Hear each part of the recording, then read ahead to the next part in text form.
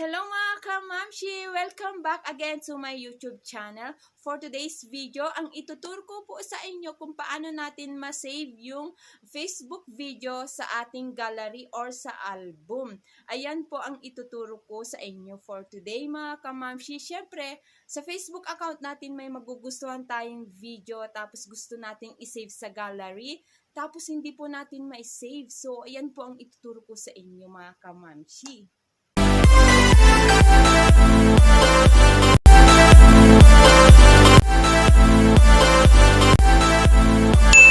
Long time no see po ako ngayon kasi wala po akong maisip na content. So, alam nyo naman po ang trabaho ng inyong mamshi. Ayan. So, mga kamamshi, sana po ay huwag nyo pong kalimutang mag-like, comment, and share at click the bell para lagi kayong update sa mga ina-upload kong mga videos mga kamamshi. So, mga kamamshi, so let's go!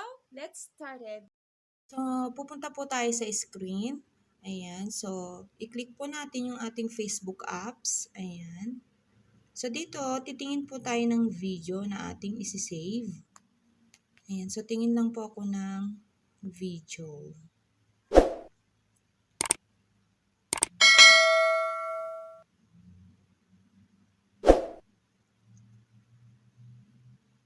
Ayan. So, mahaba-haba po ang ating ano. Ayan. Ayan. So, scroll lang po tayo mga kamamshi.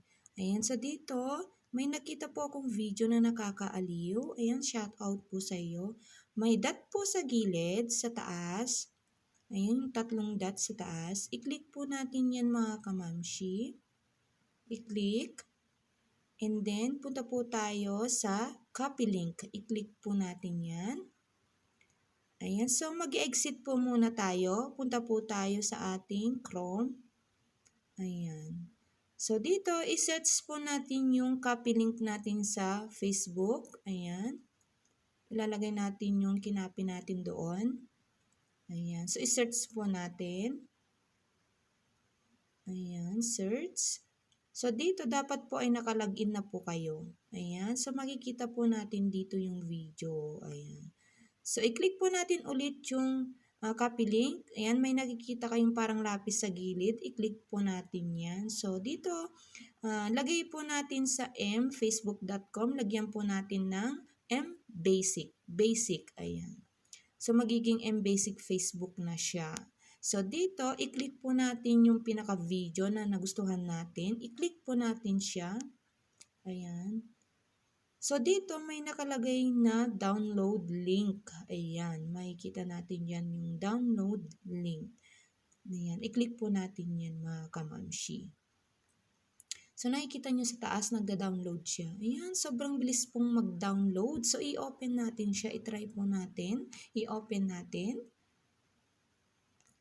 Ayan, so ito na po yung video na na-save ko or na-download ko sa Facebook video. Ayan. So, titingnan po natin dito sa aking videos list or sa aking gallery. Ayan. So, ito na nga po siya mga kamamshi. Sobrang bilis po nito mga kamamshi.